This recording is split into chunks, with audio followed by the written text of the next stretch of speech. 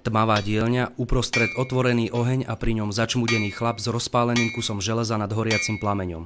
Takto pozná kováčov väčšina z nás z rozprávok alebo historických filmov. Ako je to však s týmto prastarým remeslom dnes? Na to sme sa zašli pozrieť do nitrianskeho Právna. Konali sa tu Jurčove dni a miestne námestie sa na celý jeden deň zmenilo na veľkú kováčskú výhňu. Iniciátorom týchto dní bol učiteľ školy užitkového výtvarníctva v Kremnici Benedikt Jurčo spolu so svojimi bývalými žiakmi. Práve oni pomenovali podujatie po ňom Jurčove dni. Do nitrianskeho Právna, kde sa nachádza najväčšia kováčska dielňa v našom regióne, prišla asi 50 majstrov umeleckého kováčstva z celého Slovenska.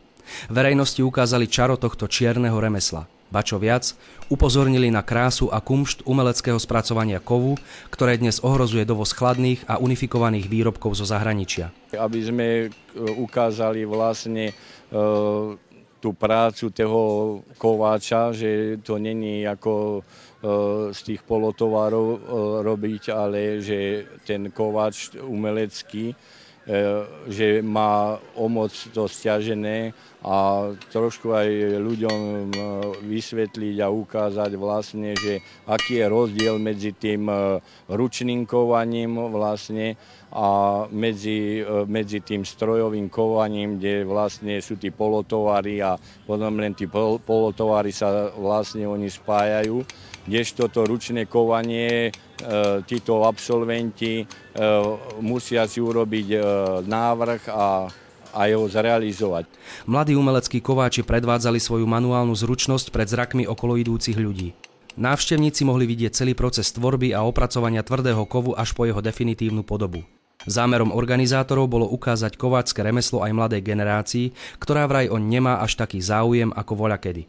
Koho však toto remeslo chytí, už je to na celý život. A ako sa hovorí, remeslo má zlaté dno, ale tak zaujalo nás to. Máme to radi a je v tom krása. To železo, keď kujete a vidíte tvárnenie materiálu, tak to musí každom kováčovi vzbudiť v jeho srdci nejakú tú touhu po umení alebo vlastne tvorení a rozvíjaní sa. Keď som uvidel kováčske dielne, tak vo mne niečo zavrelo a musel som tam ísť proste. Nedalo mi to a išiel som tam. Dáva mi to radosť. Som úplne šťastný, keď môžem tvárniť a meniť to železo tak, ako ja chcem. Ale je to práca s ťažkým železom, ale aj s ohňom. Nie je to nebezpečné? Na to si musí človek zvyknúť a dávať si pozor. Určite na začiatku sú prípady, kedy sa vám stane, ale to treba hlavne nehať tak a pokračovať ďalej v remesle. Aj keď v našich predstavách je kováč silný, zdatný chlap, súčasná doba dokazuje, že to nemusí byť pravidlo. Dnes totiž na škole užitkového výtvarníctva študujú aj zástupkyne nežného pohlavia. No, naozaj nežného?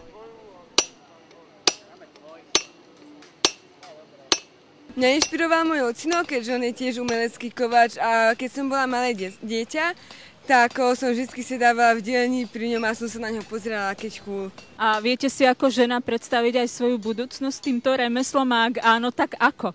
Áno, viem si to predstaviť. My máme rodinnú firmu a už aj tam, že by som robila ako cez deň a ešte potom mimo toho by som vyrábala také interiérové doplnky. A ešte mi opíšte ten pocit, keď chytíte to ťažké železo, rozpálite ten oheň, kov, aké to je? Ten pocit, to sa nedá ani opísať, to je nádherné niečo. Kováčstvo to nie je iba výroba užitkových predmetov. Kremnickí študenti priniesli so sebou aj svoje umelecké výtvory, s ktorými sa predstavili už na mnohých domácich či zahraničných súťažiach. Kovové sochy a plastiky rôznych veľkostí tak jeden deň zdobili miestne námestie.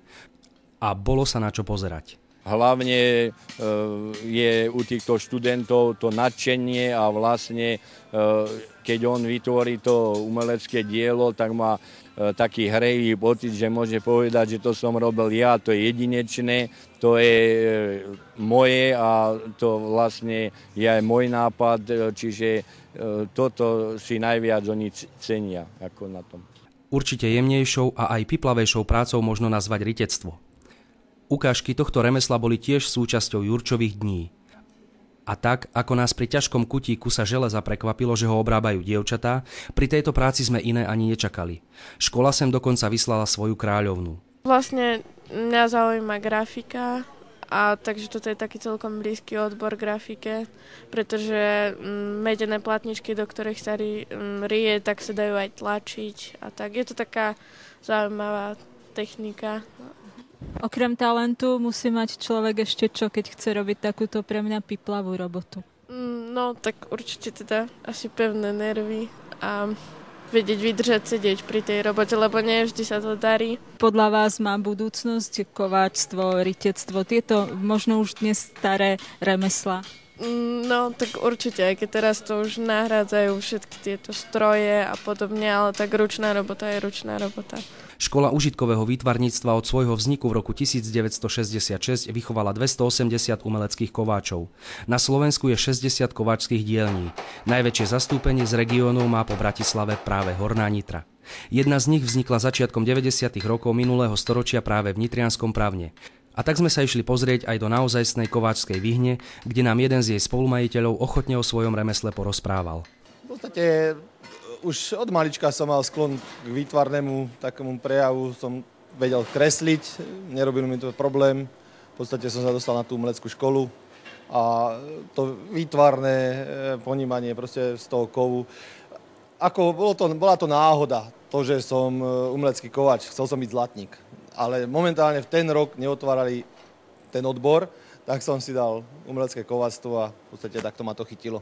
Dá sa uživiť v súčasnej dobe, my si pamätáme kováčov z tých rozprávok, kde podkúvajú kone. Dá sa uživiť aj dnes, keď je to všetko také už moc technicky vyspelé? Práve aj túto akciu sme začali kvôli tomu, aby sme ľuďom trošku priblížili to remeslo, lebo na trh sa dostali polotovary, poľské, čínske, proste je to len obyčajné zámočníctvo, pozváranie doma plotu a každý si myslí, že to je umelecké kováctvo, že má plot krásny, bohový, ale není to ono niekedy menej znamená viac a proste tá remeselná zručnosť, to klasické ponitovanie, proste žiadne povárenie, ale proste tie technologické postupy tam dodržané niektoré, ktoré sú. Nemusí to navonok budiť nejaký honosný ten plot, ale proste keď to je remeselne čisto urobené, tak má väčšiu hodnotu ako povárený z tých polotovarov. Svojich pokračovateľov nitrianskí kováči predsa len majú. Okrem svojich synov je ich nádejou do budúcnosti aj mladý Prievidžan, ktorého volajú Golem. Kto vie prečo? Počas točenia tejto reportáže sme sa na vlastné oči presvedčili, že práve dotyk ľudskej ruky dáva kovu jedinečnosť a originalitu. Brána, krbová súprava či kovová socha urobená pravým kováčom je dielo, ktoré zostane a pretrvá. Cítiť z nich silu pokorenia tvrdej hmoty. Vidieť to napríklad aj na bráne na druhom hradnom nádvorí Bojnického zámku, ktorá je výsledkom práce práve pravnianskych umeleckých kováčov. A vidieť to aj na celom rade umeleckých predmetov, ktoré urobili študenti Kremnickej školy. Je to taký hrejvý pocit, vlastne je to veľmi ťažké ako remeslo, ale na druhej strane môžeme sa pochváliť svojimi výrobkami a vlastne keď má človek dobrý pocit, keď ide po nejakom meste, napríklad po Banskej Bystrici a že toto som ja robil a to je moje a to mi nikto už ako nezobere. Čiže vidíte, že som není ani nejaký moc zdatný, ale čo sa týka, že každý si predstavuje že toho kováča, že to bude nejaký chlap, alebo nejaký, že musí mať tie proporcie, ale tam hlavne treba ten nápad a vlastne tú myšlienku a vlastne to remeslo zužitkovať. Jurčove dni položili jednu otázku, ktorú treba spomenúť. Chodíme obdivovať hodnoty starého umenia po hradoch a zámkoch. Čo budú obdivovať naše deti? Čo im zanecháme my? Nuž, umeleckí kováči po sebe zanechať určite niečo chcú.